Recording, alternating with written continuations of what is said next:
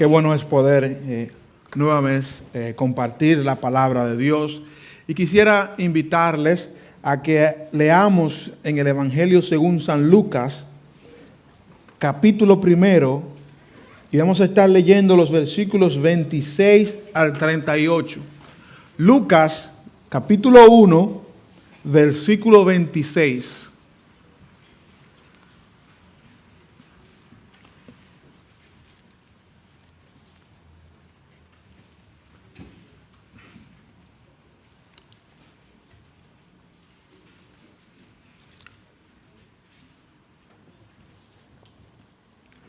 Lucas capítulo 1, versículo 26.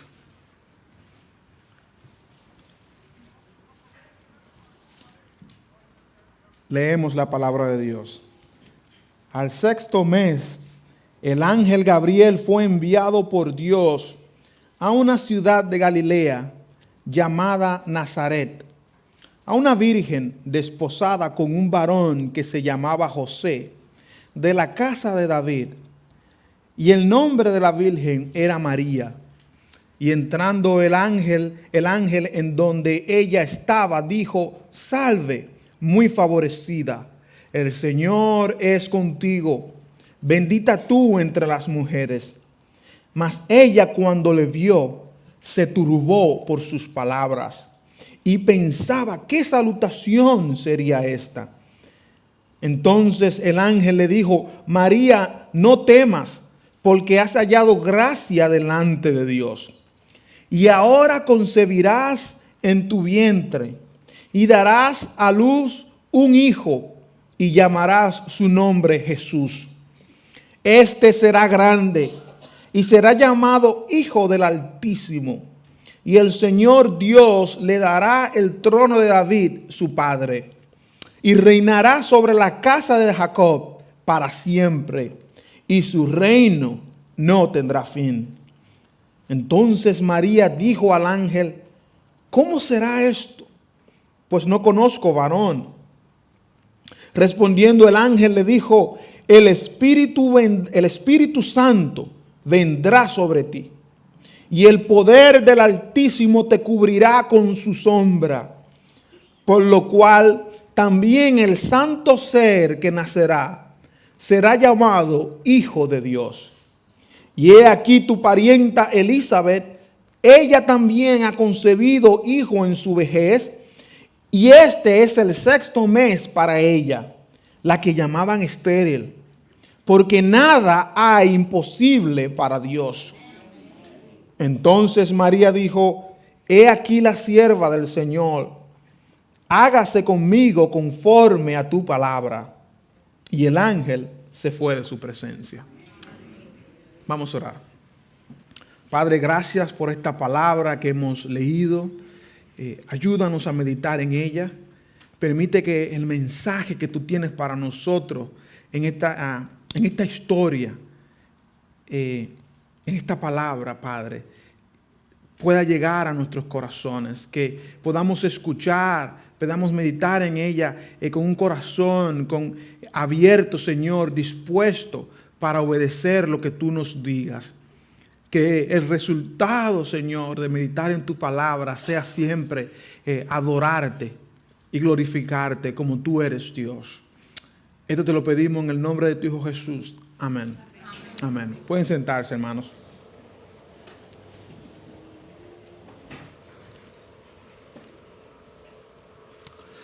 Hoy es domingo 27 de noviembre y estamos celebrando nuestro último servicio de adoración del mes de noviembre, justo antes de empezar el mes de diciembre.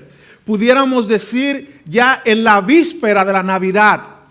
Y pensar que desde aquí en 4 semanas, 4 domingos exactamente, si Dios nos lo permite, estaremos juntos celebrando aquel maravilloso evento cuando el Hijo de Dios se hizo hombre, cuando Jesús, nuestro Salvador, vino a este mundo y habitó entre nosotros, como dijo Juan, y vimos su gloria, gloria como del unigénito del Padre, lleno de gracia y de verdad.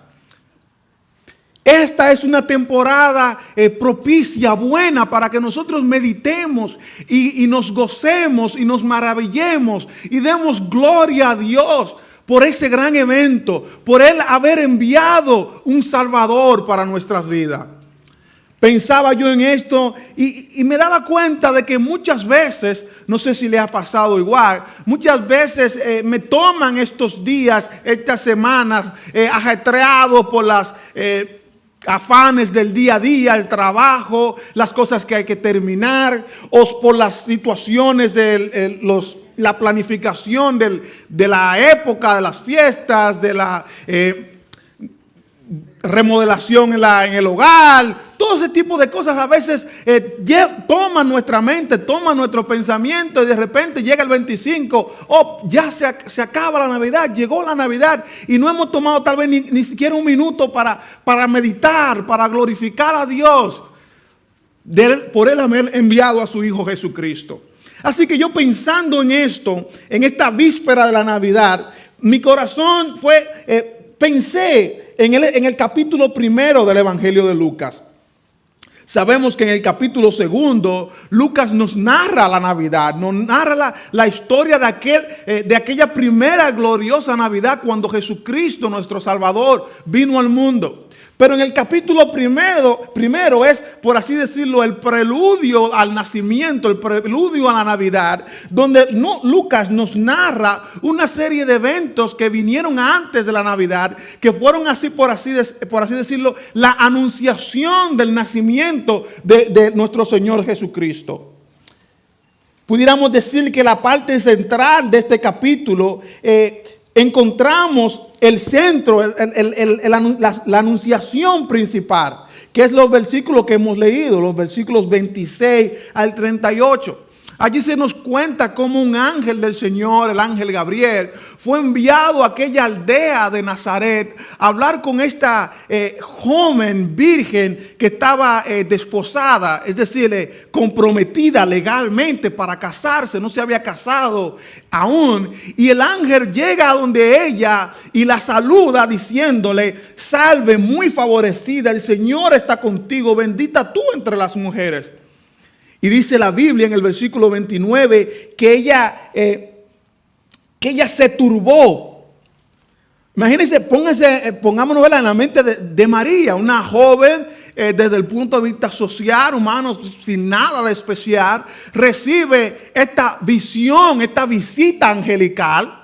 Y no solamente que recibe la visita de un ángel, sino que el ángel habla de ella como bendita tú entre las mujeres. Por eso dice el pasaje que se turbó, o sea, que se quedó perpleja, no entendía qué era esto. No solamente la visita del ángel, sino cuáles eran las palabras que el ángel le decía. Pero si esa palabra, ese saludo la turbó, más aún fue lo que le dijo el ángel. El ángel en el versículo 29, versículo 30, dice que el ángel le dijo: María, no temas. Tú has hallado gracia delante de Dios. Y le habla y le dice en el versículo 31, concebirás en tu vientre y darás a luz un hijo y llamarás su nombre Jesús. Este será grande, será llamado Hijo del Altísimo. Y dice que él será rey, su reino no tendrá fin. ¿Qué palabras le dice este ángel a María? Que tú vas a tener un hijo. Recuerden, ella no había estado con varón, ella no se había casado. Tú vas a tener un hijo. Pero no solamente que vas a tener un hijo, sino la descripción de este hijo, que es el Salvador. El ángel le llama a poner su hijo Jesús, que quiere decir Salvador. Le dice que él será llamado Hijo del Altísimo. Le dice que va a tener un reino que no va a tener fin. O sea, María entender que ese hijo que ella va a tener, que ella no podía entender cómo lo iba a tener, sería el Mesías, el rey prometido desde la antigüedad. Aquel en quien se iban a consumar todas las promesas que Dios había hecho por medio de los profetas en siglos anteriores. Y María, escuchando eso, evidentemente ella no podía entender lo que estaba pasando. Y en el versículo 34, ella hace una pregunta. Dice: ¿cómo será esto? ¿Cómo será esto? Es una pregunta no de incredulidad, es una pregunta de no puedo entenderlo. ¿Cómo es que va a pasar esto? No me cabe en la mente. ¿Cómo será esto? Que voy a tener un hijo, que ese hijo va a ser el salvador del mundo, el rey que Dios va a tener en el mundo entero. ¿Cómo será esto? Es la pregunta de María. Y es una pregunta que yo creo que es apropiada para nosotros en esta víspera de la Navidad. Pensar en el nacimiento de Jesús y pensar también nosotros, ¿cómo será esto? ¿O cómo fue esto? Recuerden, hermanos, que cuando hablamos de la Navidad, no estamos celebrando como a veces hacemos, conmemoramos el natalicio de algún libertador o de alguien importante en nuestra sociedad. Estamos hablando de celebrar el nacimiento de nuestro Salvador, de nuestro Rey y Señor. Y pensar que nació allí de una virgen en Nazaret. ¿Cómo fue posible esto? Así que yo quisiera que pensemos en la respuesta que le da el ángel a María, donde él no le va a dar detalles de cómo van a suceder las cosas. Simplemente le va a explicar de manera resumida cómo será posible. ¿Cómo será posible que ella iba a salir embarazada y que ese niño iba a ser el Salvador? Lo primero que le dice el ángel a María, le explica el ángel Gabriel a María, ¿cómo será esto? Bueno, será la obra del Espíritu Santo. Será la obra del Espíritu Santo. Dice el versículo 35, respondiendo el ángel le dijo, el Espíritu Santo vendrá sobre ti y el poder del Altísimo te cubrirá con su sombra. ¿Tú quieres saber cómo será esto posible? Así es que va a pasar. Esto es lo que lo va a poder explicar. Que el Espíritu Santo vendrá sobre ti, que el poder del Altísimo te cubrirá con su sombra. O sea, el ángel está explicando a María que este niño va a ser el resultado directo de la obra del Espíritu Santo. A veces no pensamos en esto, hermanos, de la labor del Espíritu Santo en el nacimiento y la obra de nuestro Señor Jesucristo. Lucas, el evangelista, nos muestra en todos estos capítulos del nacimiento de cómo todo lo que pasó en la vida de Cristo fue fruto del Espíritu Santo. Así como nos dice la Biblia en el libro de Génesis, que cuando Dios creó el mundo, la tierra, el cielo, todo estaba al principio de manera desorganizado, de manera todo era un abismo, no había forma. Dice que el Espíritu de Dios se movía sobre las aguas. Y fue a través de ese Espíritu Santo que Dios sacó de ese desorden iniciar, de ese caos iniciar. Creó el mundo que vemos, los cielos, la tierra, las aves, la belleza, todo lo que existe. Fue Dios a través de su Espíritu Santo que trajo del caos el mundo, la belleza. Así que la Biblia nos enseña desde Génesis que el Espíritu Santo es el Espíritu creador. Es el Espíritu a través del cual Dios llama las cosas que no son como si fueran. Pero nos dice también el pasaje que el poder del Altísimo te cubrirá con su sombra. La mayoría de los estudiosos concuerdan de que probablemente esta sea una referencia, esta expresión de que el Altísimo te cubrirá con su sombra. Se refiere o hace referencia a la ocasión cuando el pueblo de Israel iba saliendo de Egipto. Cómo Dios envió esa nube que cubría al pueblo de Israel para que no fueran maltratados por el sol del desierto. Esa nube que representaba llegó a representar para ellos la gloria, la presencia de Dios.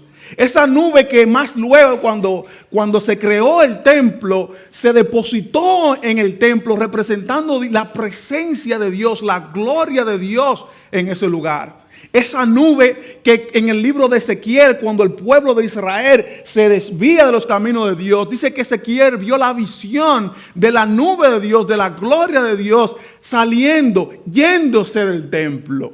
Esa nube que Ezequiel dice que vio en visión un templo futuro donde Dios iba a habitar y que la presencia, la nube de Dios volvería.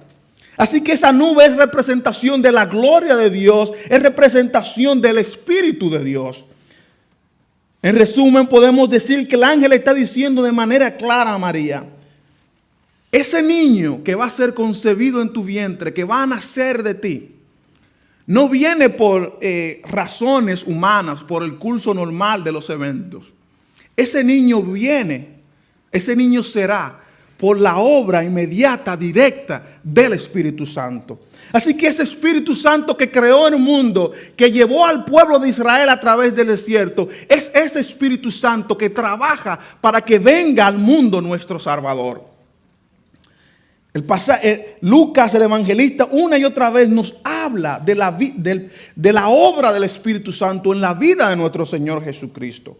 Algunos pasajes podemos ver ahí mismo en el capítulo 1. Por ejemplo, el ángel hablando con el papá de Juan el Bautista en el versículo 15, dice que no beberá vino ni sidra y será lleno del Espíritu Santo. Más luego en el versículo 41 se habla de que Elizabeth fue llena del Espíritu Santo.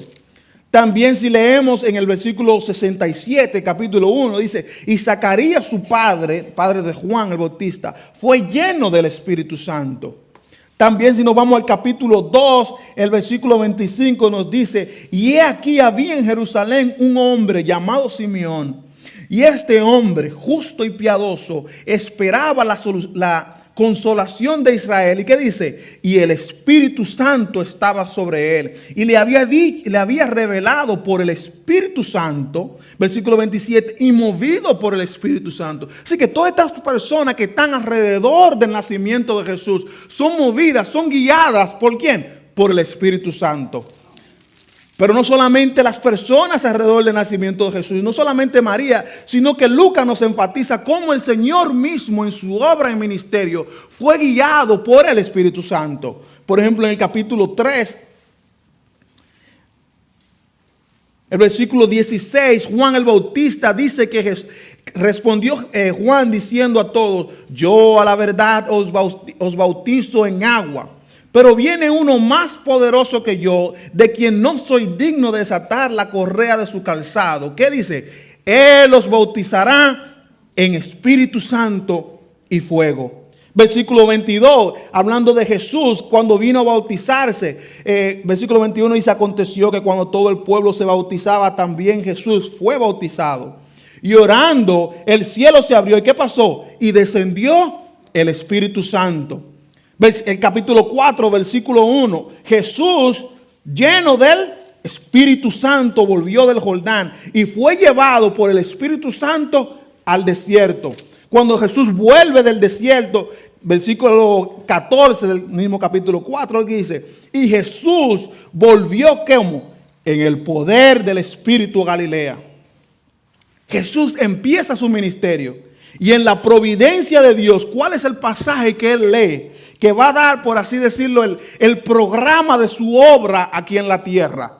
Dice el versículo 17: y se le dio el libro del profeta Isaías, y habiendo abierto el libro, halló el lugar donde estaba escrito: el Espíritu del Señor está sobre mí, por cuanto me ha ungido para dar buenas nuevas a los pobres. Me ha enviado a sanar a los quebrantados de corazón, a pregonar libertad a los cautivos y vista a los ciegos, a poner en libertad a los oprimidos, a predicar el año agradable del Señor. Amén.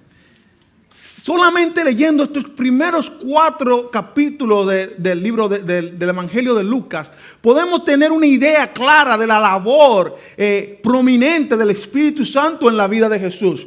El Espíritu Santo mueve a todo el mundo que anuncia o que habla del niño Jesús. El Espíritu Santo es el que permite que el niño sea concebido en el vientre de su madre. El Espíritu Santo es el que Jesús, cuando se manifiesta, dice que viene en el poder del Espíritu Espíritu Santo. El Espíritu Santo lo lleva al desierto. Él viene, Él vuelve en el poder del Espíritu Santo. Y el Espíritu Santo es el que está sobre Él y el que le dice, le pone, por así decirlo, el programa de actividades. Y le dice para sanar, para sanar a los ciegos, para dar libertad a los cautivos, para liberar a los oprimidos. En todo momento vemos a Jesús actuando en el poder del Espíritu y guiado por el Espíritu Santo. Así que lo primero que le dice el ángel, lo que es característico no solamente del nacimiento de Jesús, sino de toda su obra, que Jesús iba a vivir, iba a actuar en el poder del Espíritu Santo. Pero no solamente se queda ahí, Lucas nos sigue hablando de Jesús y el Espíritu Santo. Y si nos vamos al segundo tomo de su obra, que es el libro de los Hechos, y nos vamos al capítulo 1, versículo 6, Jesús está hablando, Jesús ya ha resucitado, Jesús está a punto de ascender al cielo. ¿Y qué les dice Jesús? Entonces los que se habían reunido le preguntaron diciendo, Señor, ¿restaurarás el reino a Israel en este tiempo? Y les dijo, no os toca a vosotros saber los tiempos o las sazones que el Padre puso en su sola potestad. Pero recibiréis poder cuando haya venido sobre vosotros el Espíritu Santo. Y me seréis testigos en Jerusalén, en toda Judea, en Samaria y hasta lo último de la tierra. Y hasta lo último de la tierra. Qué maravilloso que ese Espíritu Santo que permitió que Cristo viniera al mundo, ese Espíritu Santo que guió a nuestro Señor Jesús en todo su ministerio, en toda su obra. Ahora Jesús, el Jesús glorificado, ascendido al cielo, el regalo que les da a sus discípulos, el regalo que nos da a nosotros, es enviar ese Espíritu Santo a nuestra vida. Dice que, y Jesús dice que nosotros recibiríamos poder, que nosotros íbamos a poder ser testigos de Él, de su palabra, hasta el fin del mundo, cuando el Espíritu Santo esté en nuestra vida. El apóstol Pablo medita en esa realidad. Y si vamos a la segunda carta de Timoteo, vemos a Pablo, vemos el impacto que esta verdad gloriosa tuvo en la vida del ministerio del apóstol Pablo y está supuesto a tener, está llamado a tener en nuestra vida. Pablo está hablando con su discípulo Timoteo, segunda de Timoteo capítulo 1 versículo 6, y le dice, por lo cual te aconsejo que avives el fuego del don de Dios que está en ti, por la imposición de mis manos. Versículo 7, ¿qué dice? Porque no nos ha dado Dios espíritu de cobardía, sino de poder, de amor y de dominio propio. Aviva el fuego del don de Dios que está en ti, Timoteo. Porque tú tienes que saber que Dios a nosotros los cristianos no nos ha dado un espíritu de cobardía. Nos ha dado un espíritu de poder, de amor y de dominio propio. Hermano, yo no sé qué prueba tú estás pasando. Yo no sé qué dificultad familiar o ira o enojo hay en tu corazón o amargura hay en tu corazón. Yo no sé con qué tentación tú estás batallando en tu día a día. Pero yo sí sé que tú puedes vencer. Yo sí sé que tú puedes vencer porque si tú has creído en Jesucristo, el Espíritu del Señor está en ti. Y ese Espíritu te da poder. Ese Espíritu te da amor y ese Espíritu te da dominio propio. En el nombre de Dios tú puedes obtener la victoria. Porque ese Espíritu que trajo a nuestro Señor Jesucristo al mundo, que lo guió en su ministerio, que lo fortaleció, ese Espíritu nuestro Señor lo ha dado para nosotros y está en nosotros y actúa en nosotros. ¿Cómo será esto?, pregunta María. El ángel le pregunta, en primer lugar, será el fruto, el resultado de la obra directa del Espíritu Santo. Pero ¿qué más? Le dice que será el nacimiento del Hijo de Dios.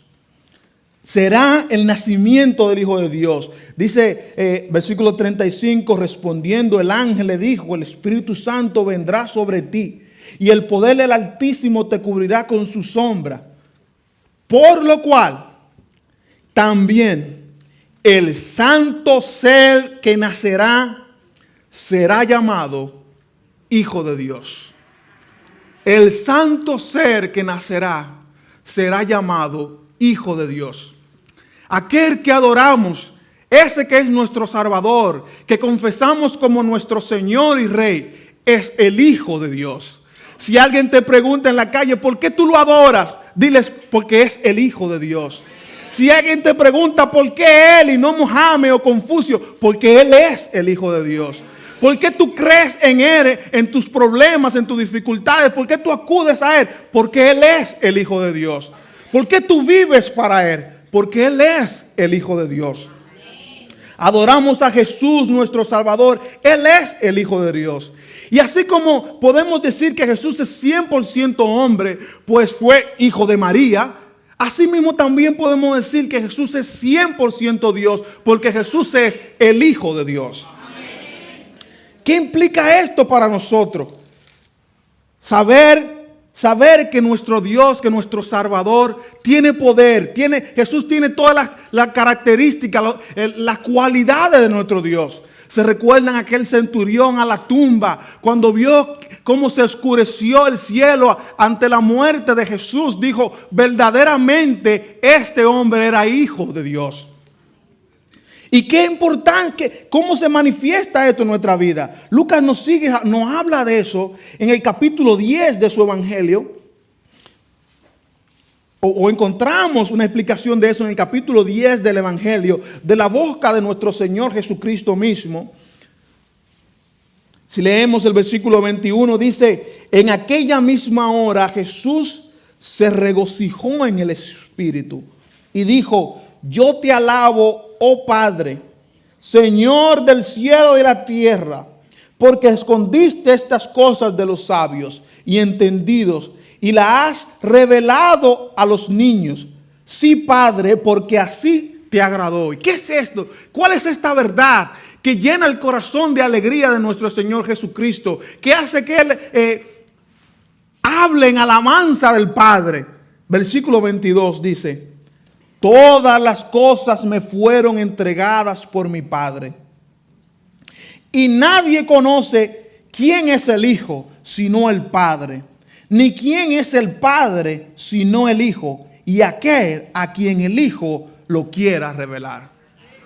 Jesús dice que el Padre le ha dado todas las cosas. Que todo lo ha puesto en su mano. Recuérdense que cuando Jesús se va al cielo, le dice, toda autoridad me es dada en el cielo y en la tierra. Por cuanto Jesús es el Hijo de Dios, Él tiene autoridad sobre todo. Sobre nuestra vida, sobre nuestro trabajo, sobre nuestra familia, sobre nuestro país, sobre nuestro medio ambiente, sobre toda área de nuestra vida. Por cuanto Jesús es el Hijo de Dios, Jesús tiene control. Pero no solamente eso, sino que Jesús es aquel por quien tenemos acceso al Padre. Dice que nadie conoce al Hijo sino al Padre. Ni quién es el Padre sino el Hijo y aquel a quien el Hijo lo quiera revelar. Hay una unión entre el Padre y el Hijo tal que para conocer al uno hay que conocer al otro. Para conocer al Padre hay que conocer al Hijo. Nadie puede conocer a Dios sino a través del Hijo de Dios, que el Hijo de Dios se lo quiera revelar. Que el Hijo de Dios se lo quiera revelar. Es por eso que cuando vemos en el Evangelio de Lucas que Dios habla desde el cielo, ¿qué dice Dios cuando habla desde el cielo? ¿Se recuerdan? Ahí en el capítulo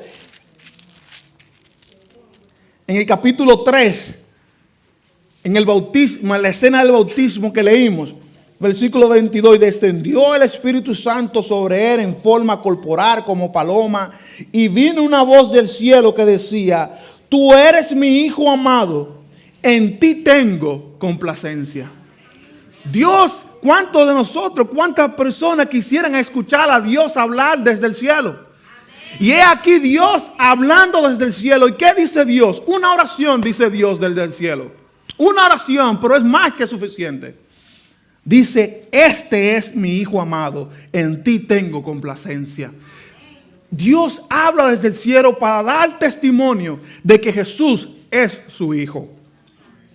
Así que nadie puede conocer al Padre sino a través del Hijo. No solamente eso, sino que Juan también medita en esta realidad, en lo que implica para nosotros el hecho de que Jesús es el Hijo de Dios. Si nos vamos al capítulo 1 de su carta, vemos a Juan pensando, al apóstol Juan, meditando en esto. Y si leemos el versículo 15, capítulo 1, versículo 15 del Evangelio según San Juan, dice, Juan el Bautista, dio testimonio de él, de Jesús, y clamó diciendo, este es de quien yo decía, el que viene después de mí es antes de mí, porque era primero que yo. Porque de su plenitud tomamos todos, y gracia sobre gracia. Pues la ley por medio de Moisés fue dada, pero la gracia y la verdad vinieron por medio de Jesucristo. A Dios nadie le vio jamás.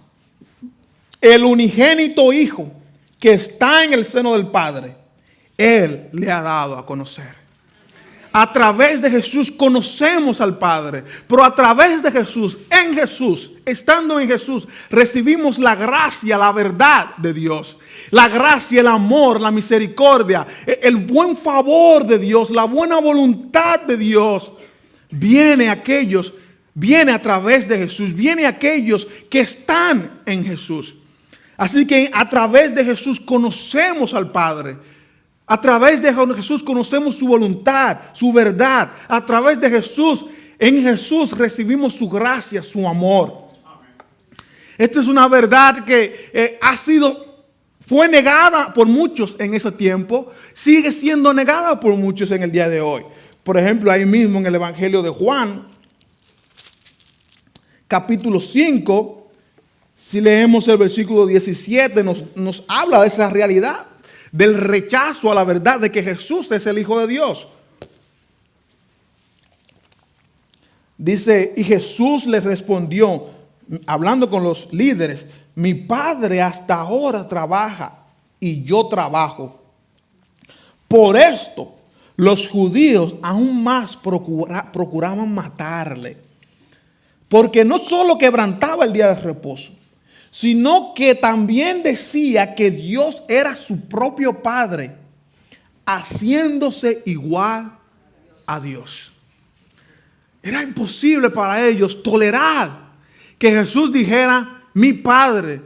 Era imposible para ellos tolerar que Jesús dijera que Dios era su propio Padre, y por eso querían matarle, porque ellos entendían lo que eso significaba, entendían que significaba que Jesús era igual a Dios.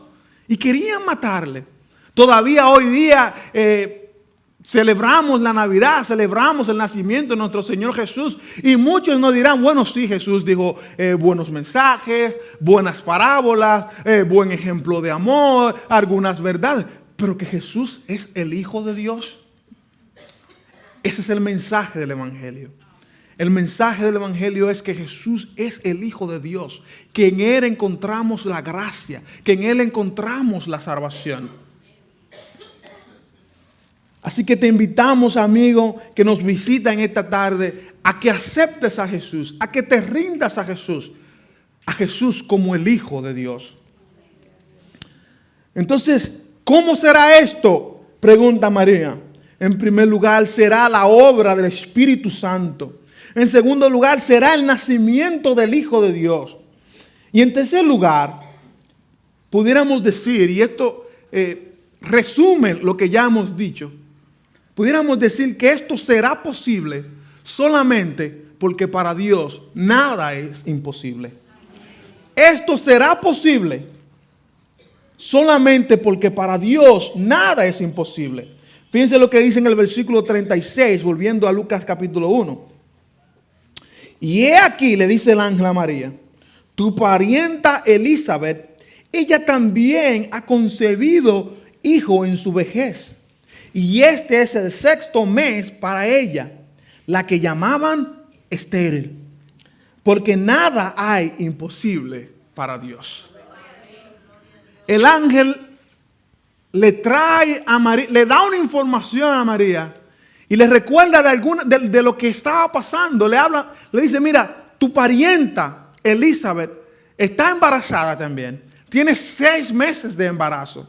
Pero le recuerda 2 cosas acerca de Elizabeth. ¿Cuáles son? Que ella estaba en su vejez y que ella era estéril.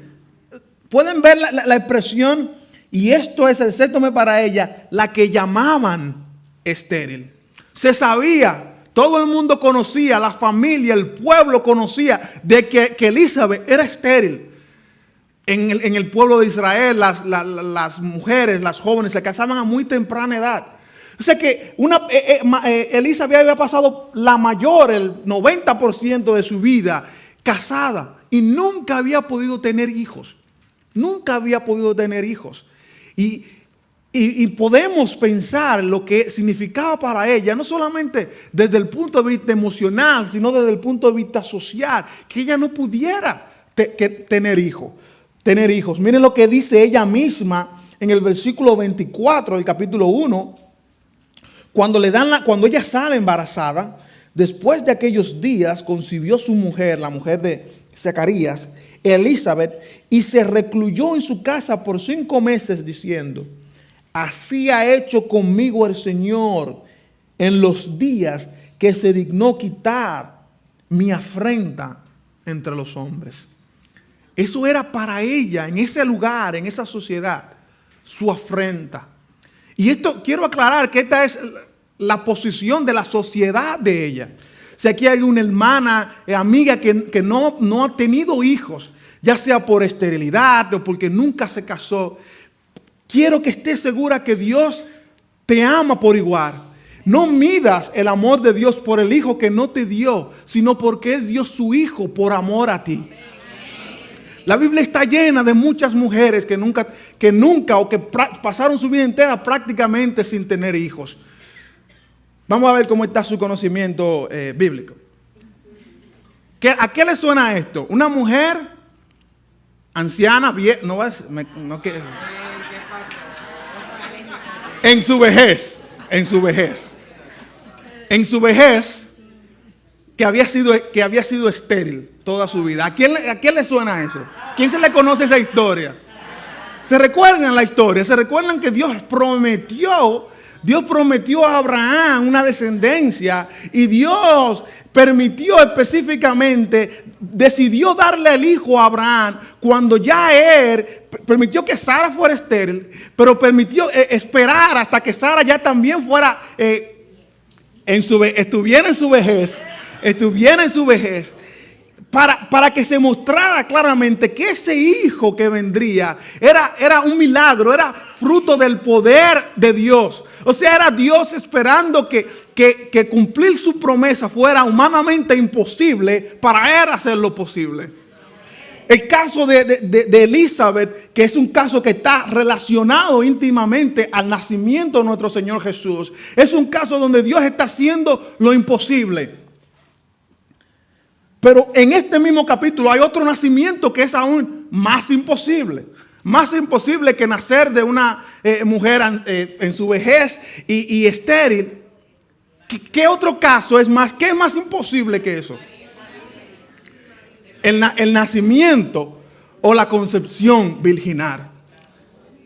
Esto es, por así decirlo, imposible al cuadrado. O sea, es más que imposible. Pudiéramos decir, ¿por qué Dios hace tal cosa? La mayor parte de los judíos en ese tiempo no esperaban que el Mesías naciera de una virgen. Sí, está la profecía, estamos familiarizados con la profecía de de Isaías, pero la mayoría de los judíos de ese tiempo, y todavía hoy día, la mayoría de los judíos rabinos no interpretan esa profecía como refiriéndose al nacimiento del Mesías. Es Mateo, inspirado por el Espíritu Santo, que nos dice que eso se refería al nacimiento del Mesías. O sea que nadie en esa época, desde su punto de vista, nadie podía ver un ejemplo de un nacimiento virginal, ni en el Antiguo Testamento. Ellos no pensaban que Dios había prometido eso.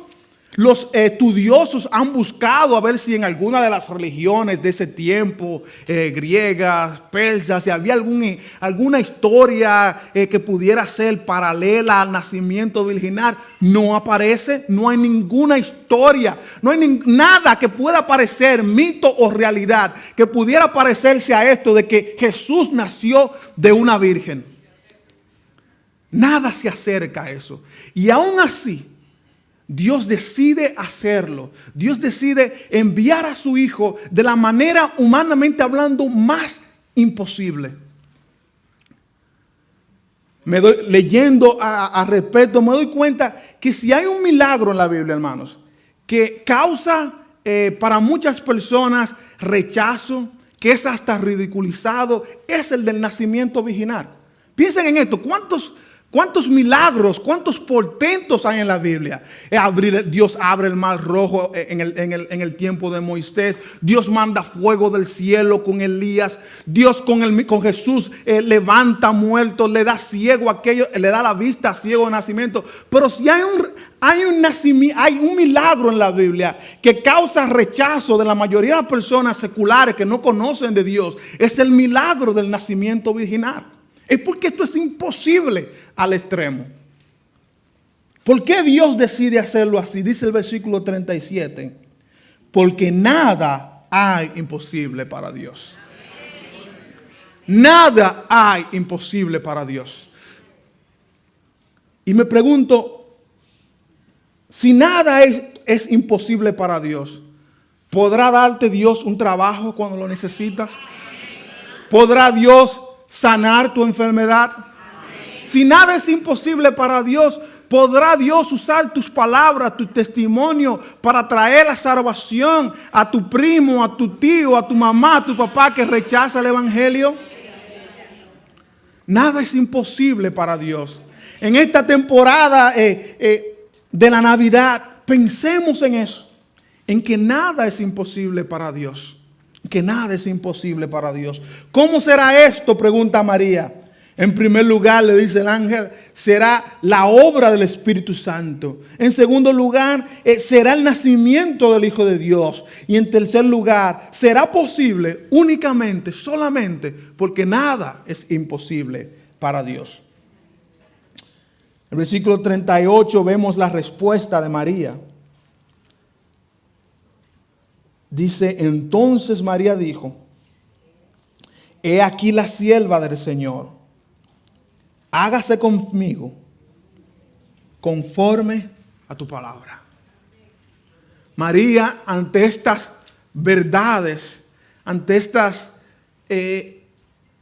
palabras maravillosas que sobrepasan su entendimiento, que vienen una tras otra, ella solamente puede decir, solamente puede lograr llegar, y es lo que se necesita de ella, y es lo que se necesita, lo que Dios espera de nosotros. Solo llega a declararse como sierva del Señor y a desear que se haga en su vida conforme a la voluntad de Dios. Eso es lo que Dios busca, lo que Dios quiere de cada uno de nosotros. Que nosotros nos reconozcamos como sus siervos. Que nosotros le digamos a Él, aceptemos su voluntad para nuestra vida. Todos sabemos y hemos leído la historia que este nacimiento virginal, que este nacimiento sería para María causa de muchos dolores. Recuérdense que el siervo de Dios que le diría a María que una espada atravesaría su corazón. Ese nacimiento fue para ella motivo de burla, motivo de rechazo, motivo de toda su vida tal vez llamada infiel por los incrédulos, motivo de ver a su hijo morir en la cruz. Pero ella dijo, soy tu sierva, Señor, que en mi vida se haga tu voluntad. Amigo que estás aquí, quisiéramos invitarte también a decirle, Señor, declararte siervo de Él, venir ante Él, arrepentirte de sus pecados y pedirle que Él sea tu Señor y tu Salvador. Eso es lo que Él quiere ser en tu vida.